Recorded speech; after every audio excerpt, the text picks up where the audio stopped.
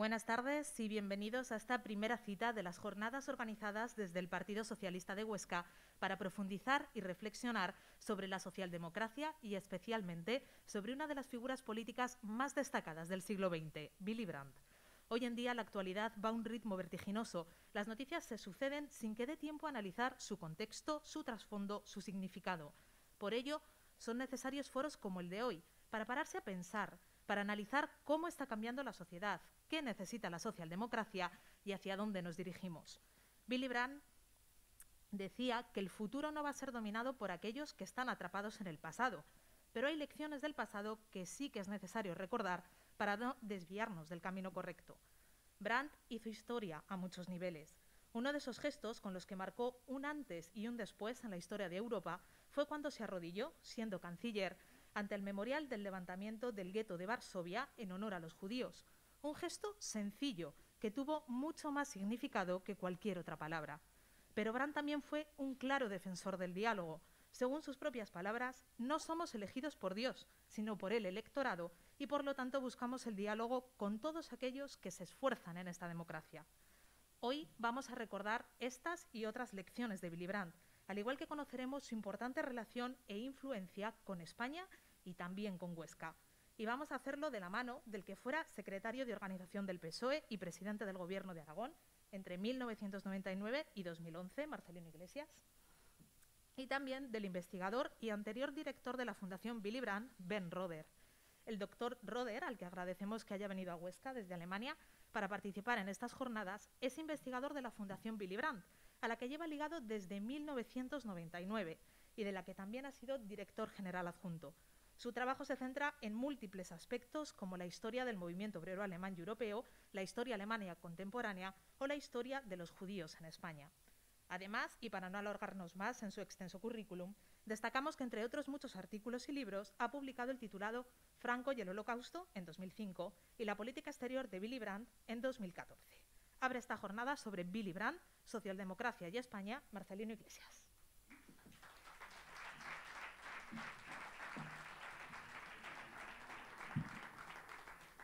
Bueno, buenas tardes a todos. Alcalde de Huesca, autoridades, amigas y amigos.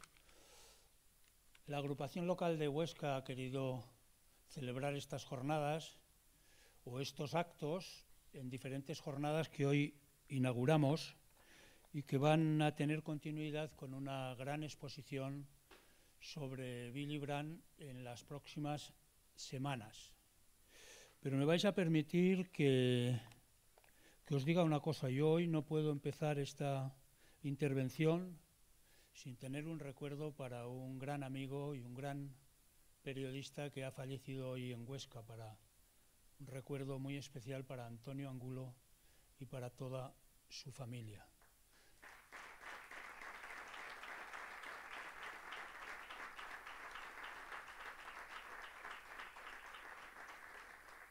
Antonio fue 26 años director del periódico del Alto Aragón y yo creo que no hay nadie que haya sido capaz de mantenerse tanto tiempo al frente, en la dirección de un medio de comunicación. Yo no conozco otra situación y siempre que hablaba con Antonio le comentaba lo difícil que a mí me parecía ser director de un periódico en una ciudad pequeña como Huesca, donde todos nos conocemos y cada titular, cada noticia positiva o negativa tiene efecto en una persona concreta, en una familia concreta, en un partido concreto, en una empresa concreta.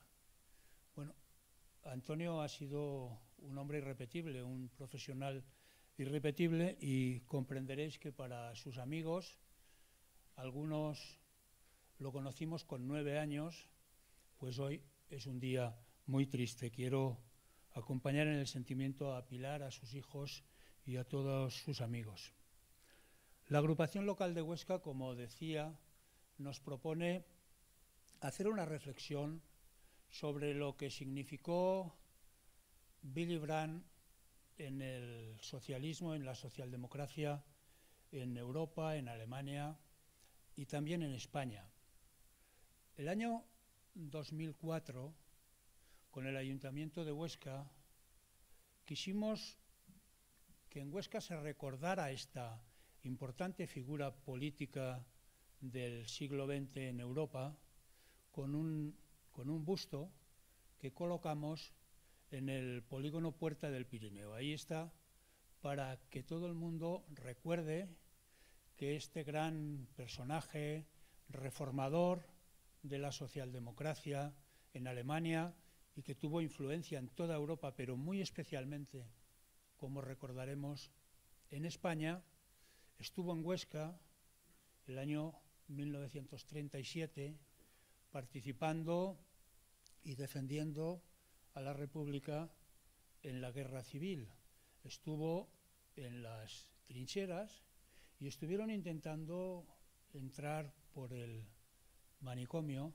Describe en una de sus crónicas cómo aquella batalla intentando entrar en la ciudad y cómo fue un fracaso, y hablaba de las condiciones en las que estaban aquellos milicianos.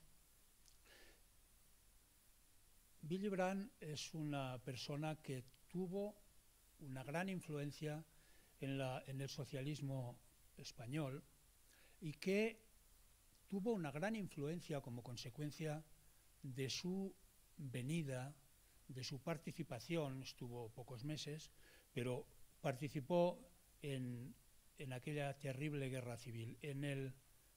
Pusimos en marcha desde el Gobierno de Aragón en los años 2000 un programa que se llamaba Amarga Memoria, en el que fuimos recuperando hitos de aquella historia dramática que tuvimos los españoles en los años 30, desde el 36 al 39. Recuperamos las trincheras y desde la Diputación y el Ayuntamiento también recuperamos en aquellos años a nombres importantes de aquella época. Por ejemplo, Ramón Acín.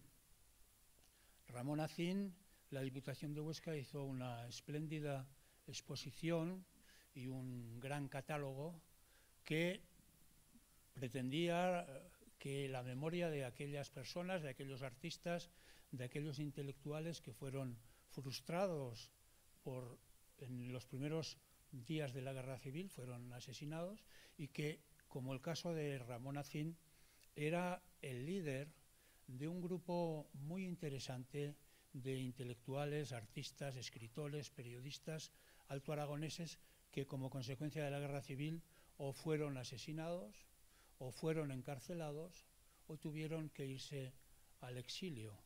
En este grupo se formó en la Escuela Normal de Magisterio y eran discípulos de la última etapa de Joaquín Costa, de la etapa más radical, de la etapa más republicana de este pensador.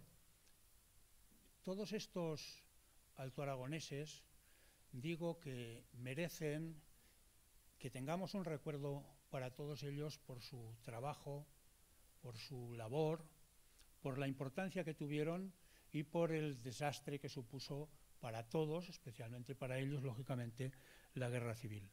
Willy Brandt participó como enviado de un pequeño partido, porque un joven revolucionario, marxista, rebelde, que vino a la Guerra Civil, vino a Barcelona y se encontró con una situación dramática que le produjo muchos desengaños. Efectivamente, cuando Willy Brandt llega a Barcelona, no se enfrenta con los franquistas. Willy Brandt en Barcelona se enfrenta con los partidos que apoyaban a la República, pero que eran incapaces de convivir entre ellos. Por un lado, los anarquistas y el PUM, y por otro lado, los comunistas y Esquerra Republicana de Cataluña. Los anarquistas y los pumistas eran fundamentalmente antiestalinistas y en los años 20 y en los años 30 ser antiestalinista tenía mucho peligro. ¿Qué conclusiones sacó Willy Brandt de su presencia en España el año 37? Primero sacó una gran conclusión, y es que todos los totalitarismos son malos. Tan malo era el totalitarismo de Hitler, como consecuencia del cual él tuvo que exiliarse a Noruega, como el totalitarismo de Stalin. Y se fue, lógicamente, con ese pensamiento, con esa conclusión de lo tremendos para la humanidad que eran los totalitarismos. Cuando llegó a Barcelona, Willy Brandt se encontró en la pensión donde estaba, en la pensión Falcón, con un gran escritor que describió lo que sucedió en aquellos años, en aquella primavera del año 1937 en Barcelona. Se encontró en la misma pensión a George Orwell. Orwell también estuvo aquí y también se le hizo por parte del Ayuntamiento y la Diputación una gran exposición que se llamó Mañana tomaremos café en Huesca.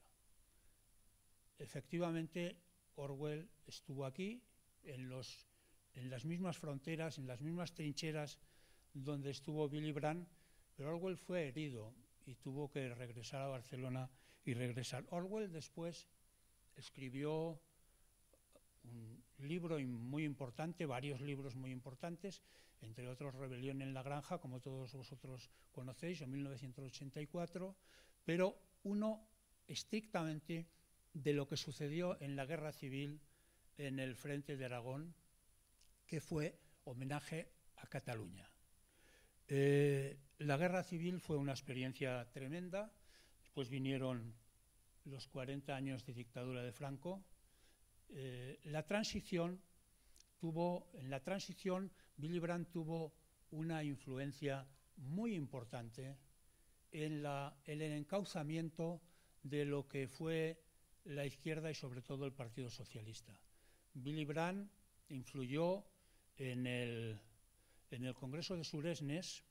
Todavía ese congreso el Partido Socialista lo tuvo que hacer en el extranjero, en París, al sur de París, en donde Willy Brandt optó por la candidatura de Felipe González para renovar la dirección y las ideas del viejo Partido Socialista. Hay que tener en cuenta que cuando la transición española, el Partido Socialista tenía ya 100 años.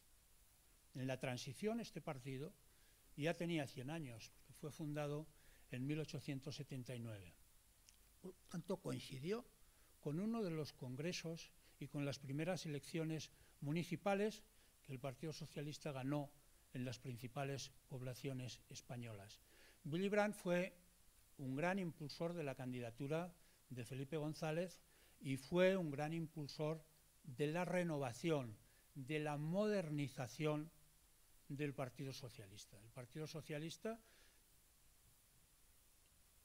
con el ejemplo del Partido Socialdemócrata alemán, que había hecho su puesta al día el año 1959 en el famoso congreso en donde abandonó el marxismo y se pusieron al día, entendiendo que la transformación de la sociedad se podía hacer perfectamente con métodos democráticos parlamentarios y que se podía asumir perfectamente una sociedad, una economía de mercado, pero regulada por el Estado, y eso mismo hizo el Partido Socialista Obrero Español en el Congreso 38, donde Felipe González propuso esa posición ideológica al partido, el partido no la aceptó y automáticamente Felipe González dimitió, se convocó un congreso extraordinario y en el congreso extraordinario sí que se aceptó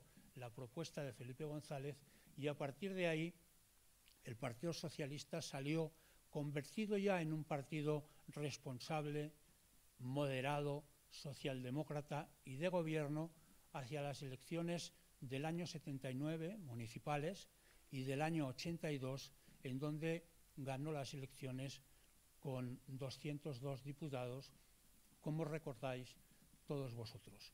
Willy Brandt tuvo una influencia fundamental en esta transformación del Partido Socialista y tuvo una amistad muy importante con Felipe González.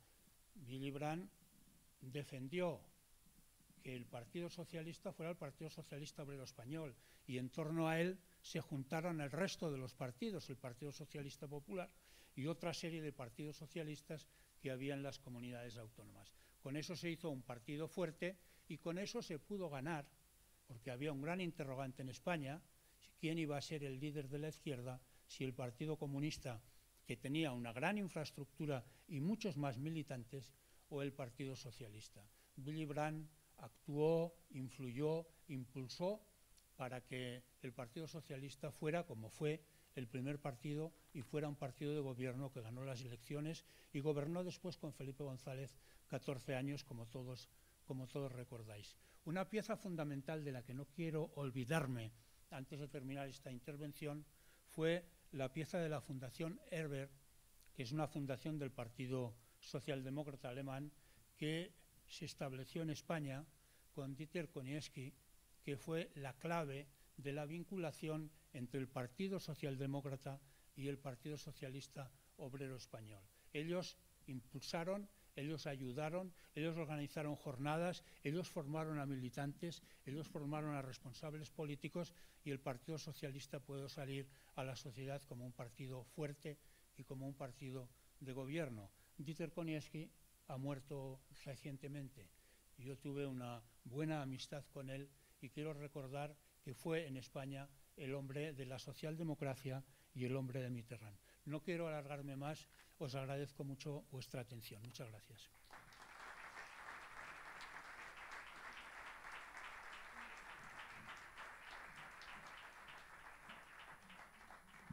Ben Roth es el responsable del director de historia de la Fundación del Partido Socialdemócrata Alemán y ha sido el codirector de la Fundación Willy Brandt. Por tanto, es un historiador que conoce muy bien lo que ha sucedido en Europa, en España y en Portugal en los últimos 50 años. Os dejo con él.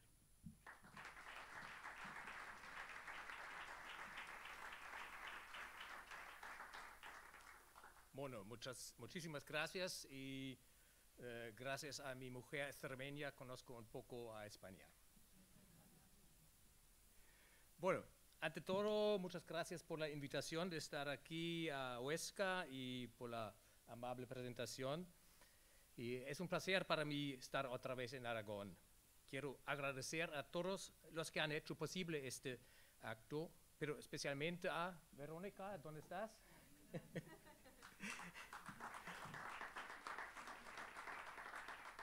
A Verónica, con quien he estado en contacto desde meses por la organización de la exposición sobre la vida de Willy Brandt, que se inaugurará aquí mismo el día 31 de marzo.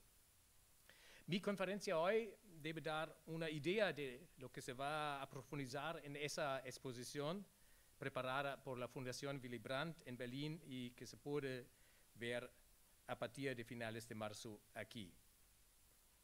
Esta tarde mi tema es Willy Brandt, pero no solamente Willy Brandt, sino también la socialdemocracia, España y Europa. Voy a profundizar algunos de los aspectos que ha mencionado Marcelino, pero voy a hablar también de la política de hoy en día. Willy Brandt, probablemente el socialdemócrata más importante de todo el siglo XX, no solamente en Alemania, sino también a nivel internacional, nació en 1913, o sea, poco antes de estallar la Primera Guerra Mundial, en el seno de una muy modesta familia obrera en Lübeck, una ciudad en el norte de Alemania, a orillas del mar Báltico, ciudad natal también de los hermanos escritores Thomas y Heinrich Mann, y mucho más tarde lugar de residencia de otro autor famoso, Günter Grass, una ciudad con 3 premios Nobel. Willy Brandt era hijo de madre soltera, una vendedora que trabajaba en una cooperativa, y su abuelastro, no su abuelo, su abuelastro, era conductor de camiones. Ambos eran miembros del SPD, la madre y el abuelastro del Partido Socialdemócrata Alemán. Y así el pequeño Willy se creó en el ambiente del movimiento obrero. Pero en realidad, su madre y su abuelastro nunca le llamaron ni Willy ni Brandt. Su nombre de bautizo era Herbert, su apellido Frahm. Cambió su identidad después de la toma del poder de por los nazis de Adolf Hitler en 1933 para protegerse de la persecución de estos. Por puro azar, eligió el nuevo nombre, Willy Brandt, por cual es conocido en todo el mundo.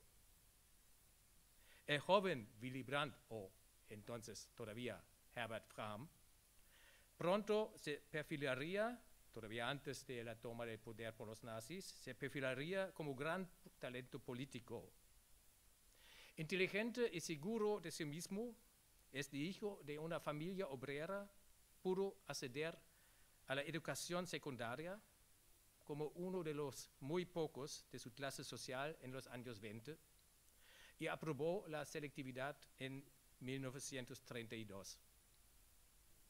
En este momento ya había dejado el Partido Socialdemócrata SPD por el muy pequeño y más radical Partido Socialista Obrero, partido ligado al PUM, al Partido Obrero de Unificación Marxista aquí en España.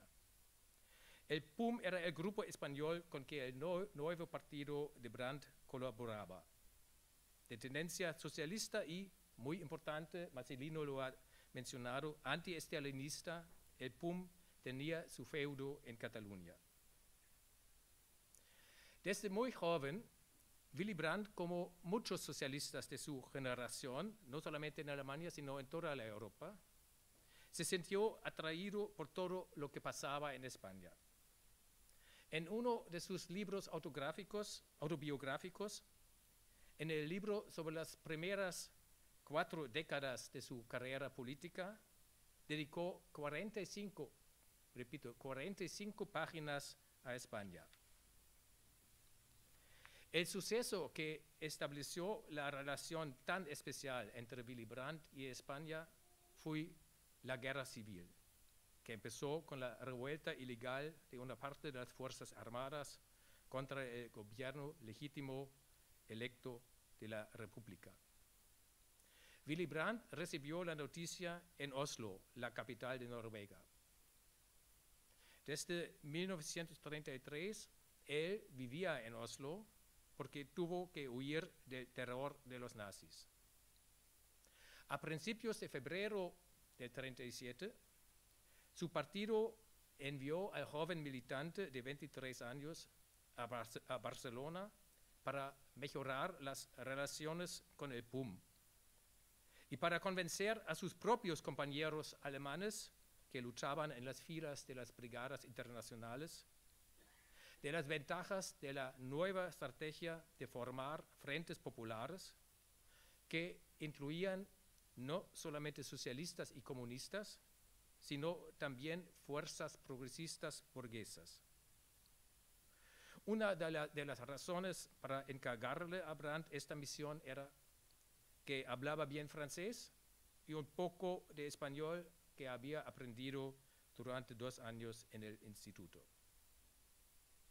Brandt permaneció en Cataluña desde febrero hasta junio del 1937. En Barcelona, Marcelino ha contado esta historia ya, coincidió con George Orwell, el escritor inglés. A mediados de marzo, junto con Orwell, visitó a unos compañeros alemanes que combatían como interbrigadistas en el frente de Aragón cerca de Huesca. Allí la Legión Cóndor de los fascistas alemanes bombardeaba las fuerzas republicanas. Y Brandt fue testigo de cómo una bala hirió a Orwell en la garganta durante los ataques al manicomio la palabra de entonces, situado a 8 kilómetros de Huesca. Por desgracia, Willy Brandt nunca pisó tierra en Huesca, en la ciudad, porque perdieron la batalla por Huesca los republicanos. De vuelta a Barcelona, Brandt pudo observar las crecientes tensiones entre el PUM y los anarcosindicalistas de la CNT, por una parte, por un lado, y los comunistas por otro lado, tensiones que estallaron en un conflicto abierto y armado el 3 de mayo del 37. En las semanas siguientes, los comunistas intensificaron cada vez más la persecución contra los militantes del PUM y contra los anarquistas. Al poco tiempo, muchos de ellos fueron encarcelados. Algunos desaparecieron para siempre, entre ellos uno de los mejores amigos de Brandt. Él mismo también corría el riesgo de ser detenido por los comunistas porque su partido era aliado del PUM. Por esta razón abandonó Barcelona en junio de 37. En España, Brandt aprendió dos cosas fundamentales para su vida política, y la primera ya mencionado Marcelino, la primera lección, el valor de la libertad. Y aprendió que los enemigos de la libertad no solamente venían de la derecha, sino también de parte de la izquierda, de partes de la izquierda. La segunda lección que aprendió Willy Brandt en España era combatir posiciones sectarias, es decir, la lucha interna entre las diferentes corrientes de la izquierda. Esta lucha no sirvió para nada salvo para ayudar a los franquistas. Y aprendió que el más revolucionario no es el que defiende las posiciones más puras o el que es más intransigente, sino el que persigue la estrategia más realista, más apta para ganar las batallas. Willy Brandt tardó 40 años en regresar a España. Tras su dimisión del cargo de canciller alemán en mayo del 74, Willy Brandt no dejó lugar a dudas de que quería seguir siendo presidente del SPD. Al mismo tiempo, intensificó sus actividades a nivel europeo. Uno de los retos mayores era para Brandt la transición a la democracia en el sur de Europa. La política de Willy Brandt con respecto a España, al igual que con respecto a Portugal y Grecia, se guió por dos principios. Primero, establecimiento de una democracia estable con un fuerte partido socialista democrático. Segundo, posteriormente la integración del país en la comunidad europea. En el 74 esto sonaba como una utopía. Franco seguía vivo y su dictadura se estaba endureciendo. Pero en España y en Alemania ya se pensaba en el momento después de la muerte de Franco. La experiencia adquirida en Portugal fue importante para esta planificación. Allí, el 25 de abril del 74, la dictadura que había durado 4 décadas fue derrocada. Cuando se vio que los socialistas, aunque el Partido Socialista de Mario Soares gozaba de muchas simpatías, pero que los socialistas organizativa y financieramente eran muy inferior a los comunistas portugueses de Álvaro Cunhal, Willy Brandt decidió apoyar fuertemente a los portugueses. Los socialistas portugueses necesitaban urgentemente el apoyo solidario de otros partidos de la Internacional Socialista. La situación no era diferente en España. El Partido Comunista de Santiago Carrillo tenía muchos más funcionarios a tiempo completo que el PSOE. El SPD y la Fundación Friedrich Ebert no dudaron en poner en marcha un amplio programa de ayuda a los compañeros españoles. La selección de la persona encargada fue crucial para el éxito del esfuerzo. A finales de 1975, la Fundación Ebert envió a su representante en México a Madrid. Su nombre, Dieter Konietzki. En este punto quiero hacer un pequeño homenaje a Dieter Konietzki, que pasó los últimos años de su vida junto a su esposa Pilar Molina, aragonesa, en Zaragoza, donde falleció el 19 de octubre del año pasado. En los años 60, Dieter Konietzki estuvo 6 años encarcelado en Checoslovaquia como preso político y fue liberado gracias a la presión internacional, entre otros la presión por Amnistía Internacional, en 1966. Desde el 67 al 75 trabajó como representante de la Fundación Ebert en México. En septiembre del 75, todavía antes de la muerte de Franco, la Fundación Ebert le envió a Madrid para investigar la situación política en España. El 18 de diciembre del 75, el dictador había muerto entre tanto, pero el 18 de diciembre, por puro azar, cumpleaños de Willy Brandt. Dieter Konietzki abrió la oficina de la Fundación Ebert en Madrid. Konietzki demostró un excepcional poder de persuasión y asertividad, así como una gran capacidad comunicativa y diplomática. Rápidamente estableció estrechos vínculos con la dirección del PSOE, especialmente con Felipe González. A partir del 76, Dieter Konietzki inició un amplio programa de formación política con estudios y becas para establecer instituciones democráticas modernas en el sistema de partidos y sindicatos, también especialmente a nivel regional y local. En 1984, el semanario alemán Der Spiegel escribió sobre una conferencia organizada por Dieter. A la derecha se sentaban antiguos ministros del dictador Franco, junto con banqueros y industriales conservadores. A la izquierda estaban los sindicalistas, muchos de los cuales habían cumplido largas penas de prisión durante la dictadura. En el centro había un alegre alemán, Dieter Konietzki, el hombre de la Fundación Friedrich Ebert en España. El grupo tan antagónico se había reunido en el lujoso Club 24 de Madrid con el hombre de la Fundación para darle las gracias públicamente.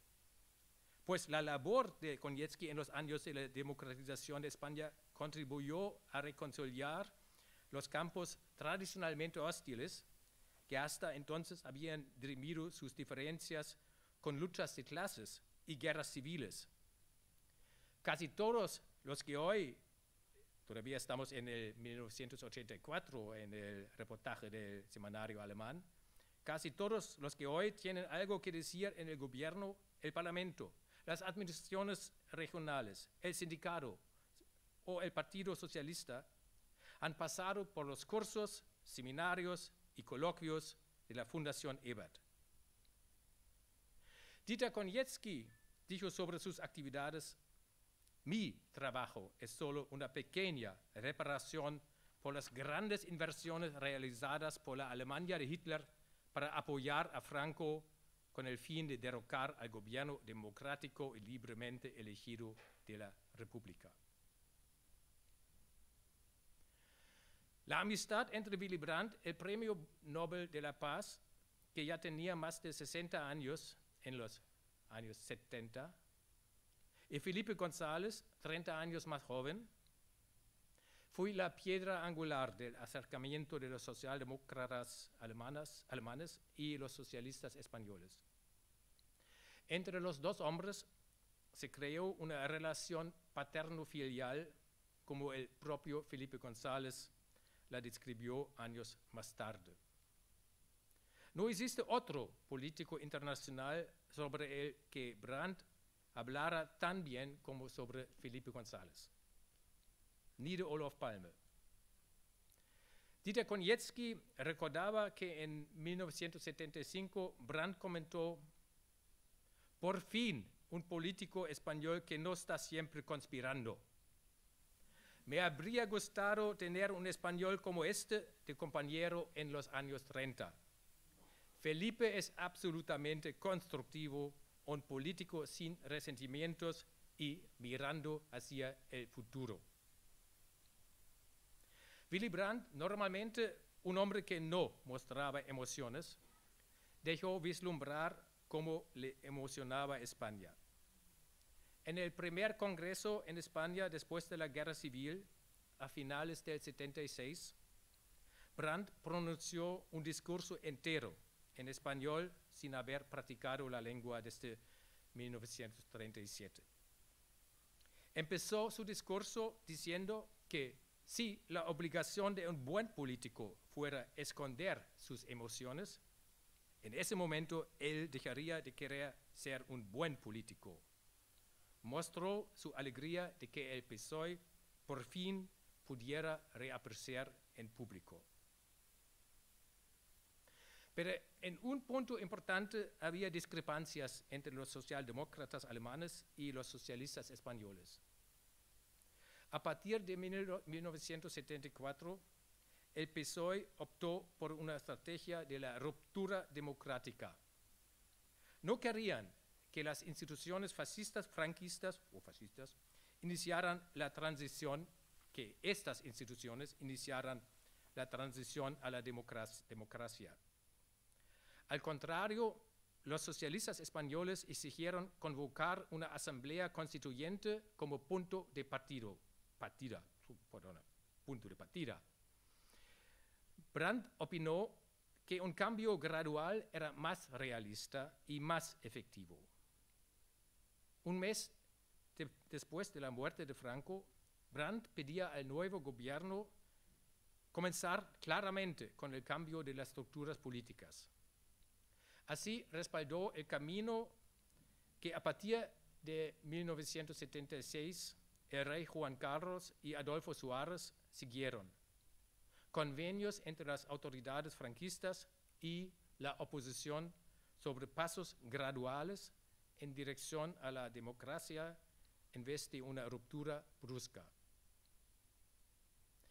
Willy Brandt recomendó a sus compañeros del PSOE de no insistir en la ruptura, sino aprovechar la dinámica incipiente.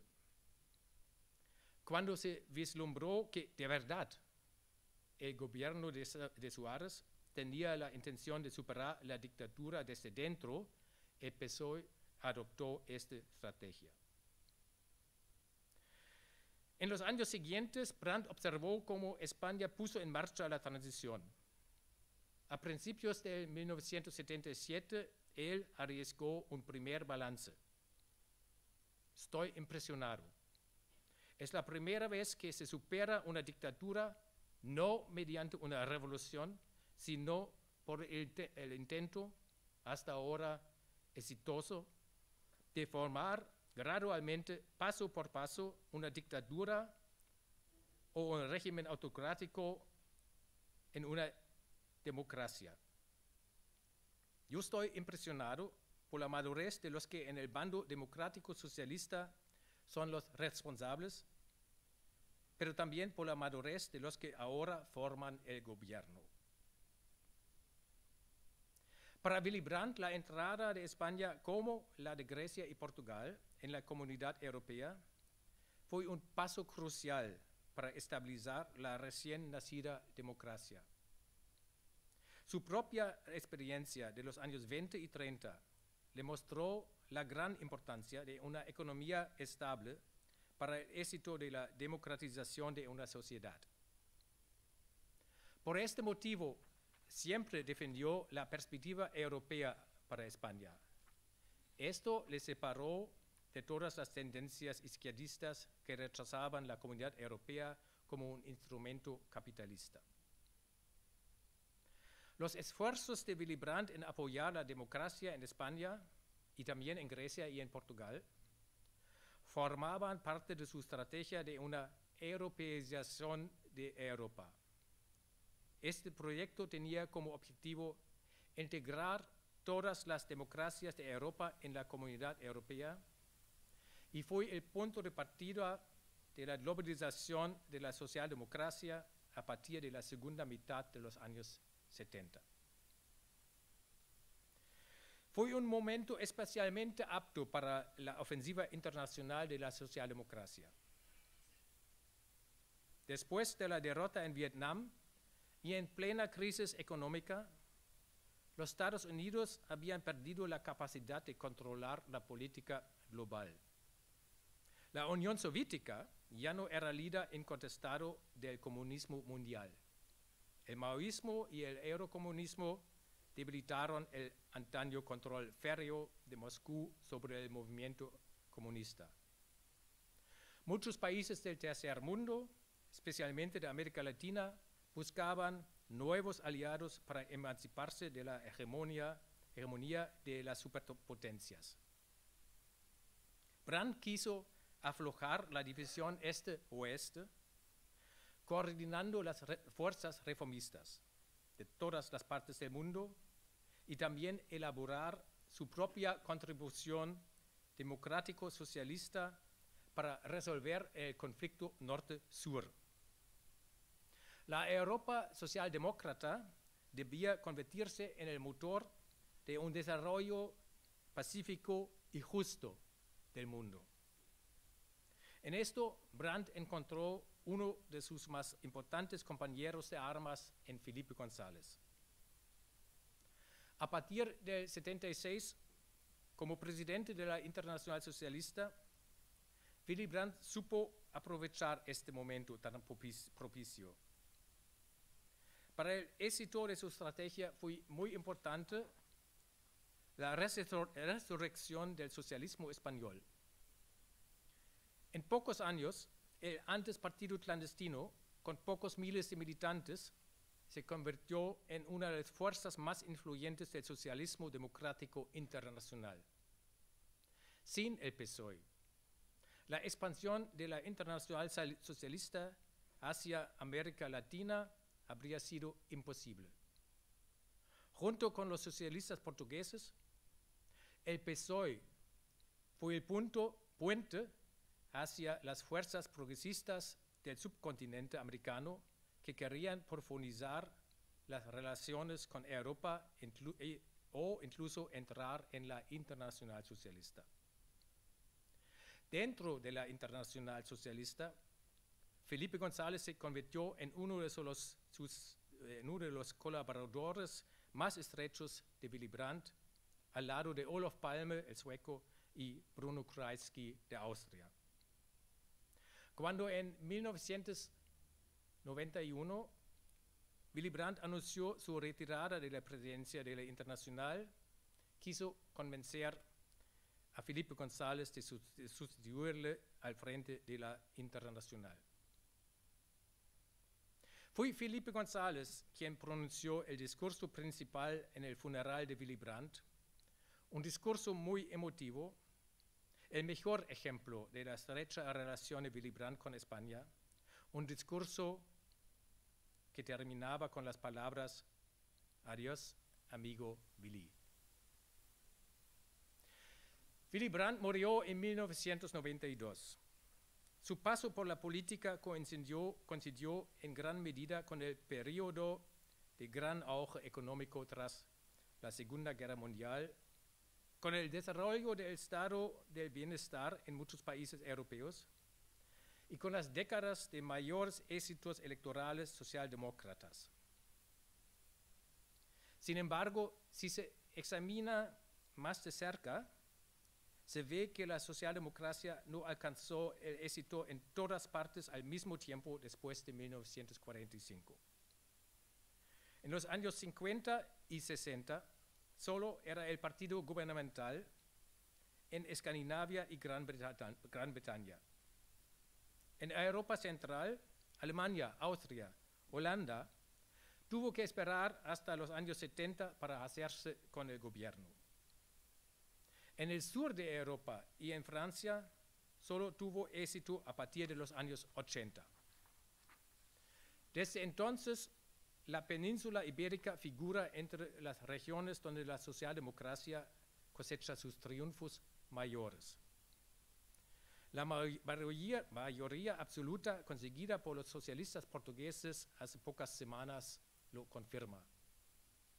Desde 1982, el PSOE lideró el gobierno español durante 24 años, comparado con los 7 añitos en que el SPD alemán dirigió su país en los últimos 40 años. Pero desde el 26 de septiembre de 2021 y todavía más desde el 30 de enero de 2022, vuelve a haber esperanza para la socialdemocracia.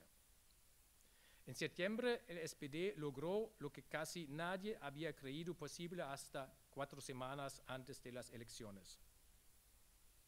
No solo mejoró su resultado respecto a 2017 en un 5%, sino que incluso se convirtió en el partido más fuerte del Parlamento. Perdón, pero es el momento para agua. Y a finales de enero, los socialistas portugueses triunfaron en las elecciones en contra de todos los sondeos. La fórmula de los compañeros portugueses para ganar la mayoría absoluta no es un secreto. En Portugal se ha logrado el primer superávit presupuestario desde la revolución de los claveles del 74, a tiempo que se ha aumentado el salario mínimo en un 40% y se han reducido las tasas de desempleo a la mitad. Los libros de texto pasaron a ser gratuitos para los estudiantes, el transporte público más barato para todos, la precariedad en el mercado laboral disminuyó y la renta disponible de las familias aumentó un 25%. El SPD y el PS portugués vuelven a estar en la primera liga, en la primera división de las socialdemocracias de Europa Occidental, con la diferencia de que esta primera liga ya no empieza con el 40% de votos como en los años 70 y 80, sino en torno al 25%. Por contraste, los resultados obtenidos por los compañeros franceses, holandeses y griegos son realmente catastrofales. En las últimas elecciones no han logrado superar ni al 7% de los votos. Ellos forman una virtual tercera división. En las próximas elecciones presidenciales de abril-mayo en Francia, ninguno y ninguna de los candidatos de la izquierda tendrá posibilidades de llegar a la segunda vuelta. Tampoco sirve de consuelo mirar a Europa del Este. Allí, en el 90, Willy Brandt esperaba un gran renacimiento de la socialdemocracia. Hoy el panorama es desolador. Algunos de los partidos son máquinas de poder corruptas, otros han sido castigados en las elecciones por seguir demasiado las recetas del neoliberalismo. En la República Checa, los socialdemócratas fueron incluso expulsados del Parlamento en las últimas elecciones de octubre, al igual que los comunistas. ¿Qué significa el nuevo gobierno alemán para Europa? ¿Qué significa para España, para el sur de Europa? En los últimos años, la reputación del gobierno alemán en el sur de Europa no ha sido especialmente buena. Alemania, concretamente Wolfgang Schäuble, Angela Merkel y el Bundesbank, el Banco Central Alemán, obligaron a los Estados miembros de la Unión Europea a seguir un curso de austeridad durante la crisis bancaria y financiera internacional que estalló en 2008. Todos los gobiernos conservadores, pero también muchos socialdemócratas, se contagiaron del zeitgeist del pensamiento económico dominante que decía que la solución a la crisis eran los recortes masivos del gasto público. Recortes que han afectado principalmente al gasto social. En Alemania, democristianos y socialdemócratas adoptaron conjuntamente una política de austeridad en 2009. Olaf Scholz, ministro de Finanzas alemán de 2017 a 2021, también se mantuvo en esta línea hasta el estallido de la pandemia del COVID. Sin embargo, ya en estos años se debería haber vislumbrado que la austeridad era una equivocación. La Gran Depresión de 1929 demostró que la austeridad no era un medio eficaz para reducir el desempleo y las quiebras empresariales. La austeridad económica prolongó la crisis en lugar de acortarla. Después de 2008, esto volvió a suceder. Estados Unidos y también China, que respondieron con un gasto público adicional, superaron la crisis económica más rápidamente que la Unión Europea, cuyo programa de austeridad para Grecia fracasó estrepitosamente. Pero desde 2020, desde el inicio de la crisis de COVID, el viento ha cambiado. El concepto neoliberal del Estado débil está agotado. Se vuelve a demandar un Estado capaz de actuar. Cada vez más partidos socialdemócratas, incluido el SPD alemán, se dan cuenta de ello. En su último año como ministro de Finanzas, Olaf Scholz reaccionó como la llamada bazooka, un importante programa de ayudas a trabajadores y empresarios. En la práctica, el SPD ha dicho adiós a la austeridad. Incluso el nuevo ministro de Finanzas, el liberal Christian Lindner, ha presentado ahora un presupuesto que apuesta por amplias inversiones para poder frenar el cambio climático. ¿Cómo afectará esto a la Unión Europea? ¿Recogerá ahora Alemania las propuestas de Francia para reformar los criterios de Maastricht sobre la deuda pública y el endeudamiento? La respuesta aún no está clara.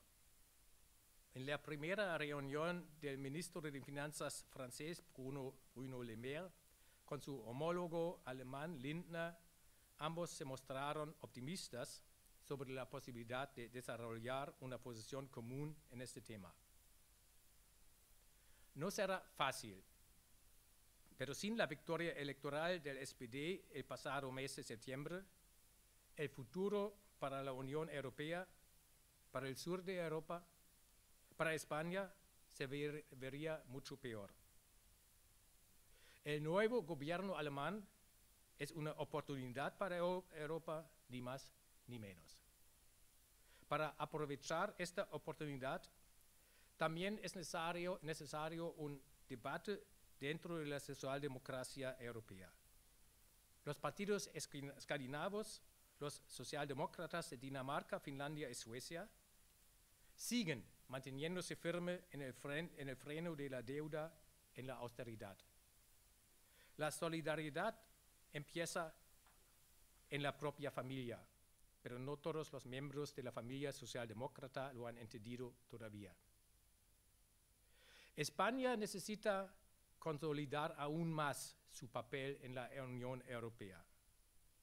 Las relaciones entre Alemania y Francia son estrechas y en los últimos meses se han intensificado las relaciones entre Francia e Italia. ¿Dónde queda España? En enero, Olaf Scholz visitó Madrid. En la actualidad, Alemania y España son los mayores países socialistas de la Unión Europea. Esperemos que consigamos que esta cooperación sea más estrecha de lo que ha sido hasta ahora. Ahora permítanme volver a Willy Brandt.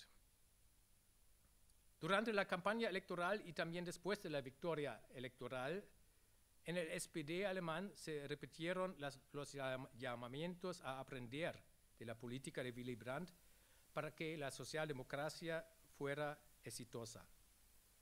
Pero el propio Brandt ya se mostraba bastante escéptico. Cada tiempo necesita sus propias respuestas, formuló en su saludo de despedida a la Internacional Socialista unas semanas antes de su muerte. No podemos trasladar los viejos conceptos a la actualidad, pero sí podemos analizar los errores y aciertos del pasado para ver si algunos de ellos pueden ser elementos para construir nuevas respuestas en la actualidad. Desde hace meses, los periódicos están llenos de noticias sobre las amenazas rusas contra Ucrania, más los periódicos alemanes, en los últimos días también los periódicos españoles. La paz en Europa está en juego. Esto plantea la pregunta: ¿qué se podría transferir de la Ostpolitik de Willy Brandt, de la política con relación al este, una política para un mundo desaparecido en los años 70, a nuestro tiempo?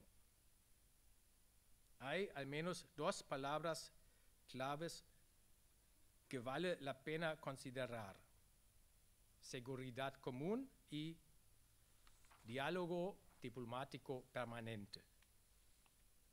El armamento es una fuente permanente de inestabilidad que socava la labor de los diplomáticos porque se basa en la desconfianza y siembra aún más desconfianza.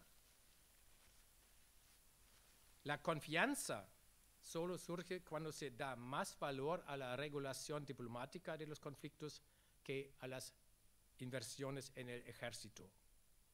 Cuando la seguridad se entiende ante todo como un problema político.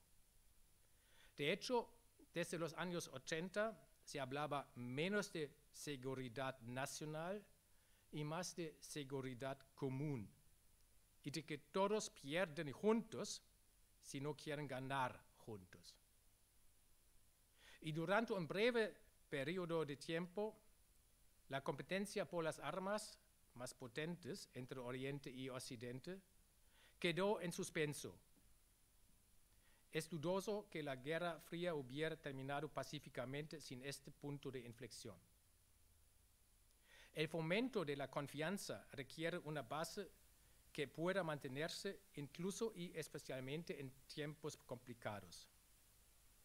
Las cumbres y otros contactos entre jefes de Estado y de gobierno, por muy indispensables que sean, solo contribuyen modestamente a ello, porque el simbolismo es a menudo más importante que la sustancia. El verdadero reto es estabilizar el diálogo y institucionalizarlo con independencia de los dictados del día al día. También en este caso, la Guerra Fría es la inspiración.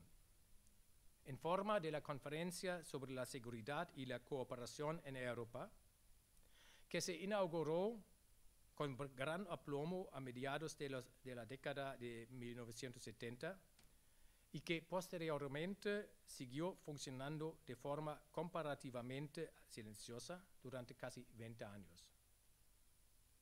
En comparación con las versiones reducidas actuales del diálogo este-oeste, el balance de la Conferencia sobre la Seguridad y la Cooperación en Europa parece aún más impresionante. La historia de estas conferencias sobre la seguridad y de sus conferencias sucesoras puede leerse retrospectivamente como un manual de instrucciones para la creación de confianza. Por un lado, porque los estados pequeños, se sentaban a la mesa con los grandes y realmente tenían voz.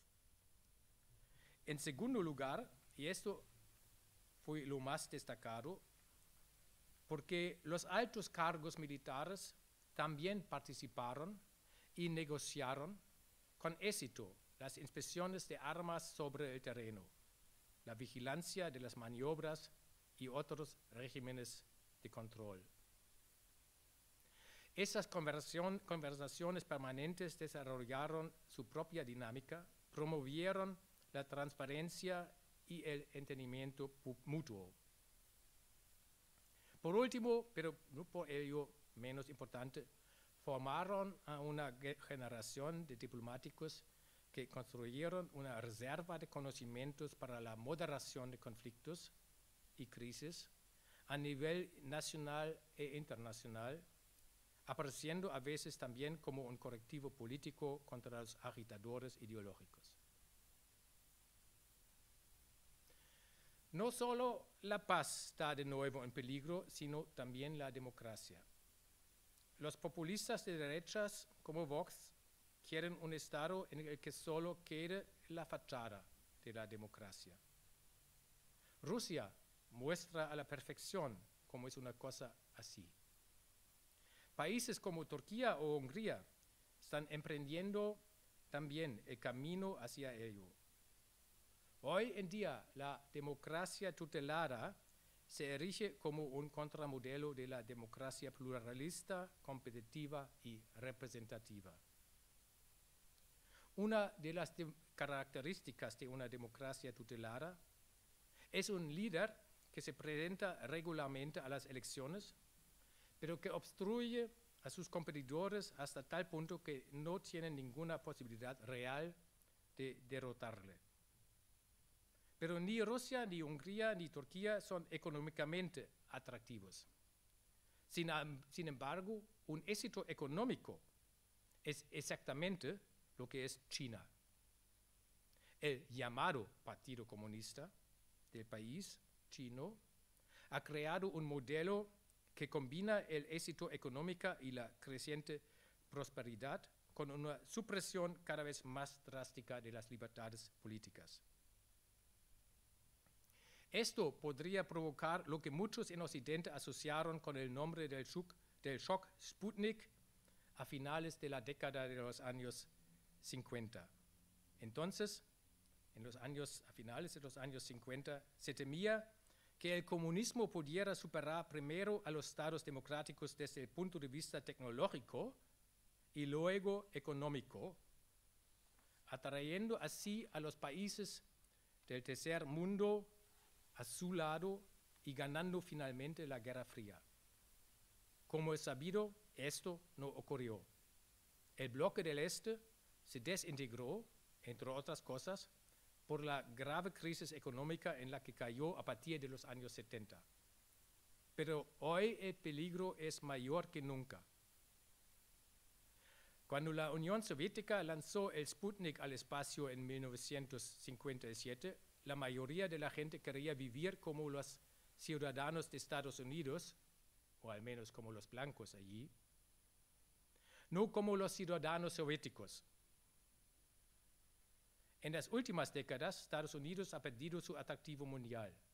Europa y China, esos son los dos modelos que compiten entre sí en el mundo. Para que el modelo europeo, al menos tal y como lo entendemos en Alemania y España, se mantenga, debe superar dos grandes retos en los próximos años.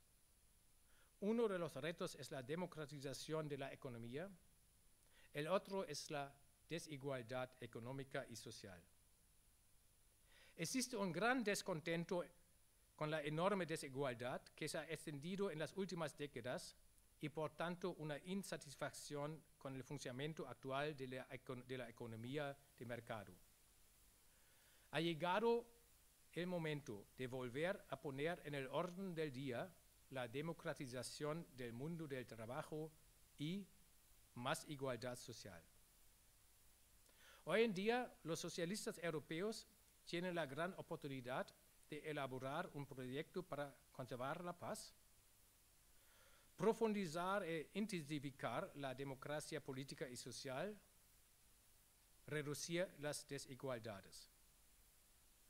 Solamente así se puede parar el avance del populismo de la derecha, mantener los logros ya conseguidos y construir una Europa social y libre como fue el objetivo de Willy Brandt. Con estas sugerencias para pensar en la futura política social demócrata termino y les agradezco su atención.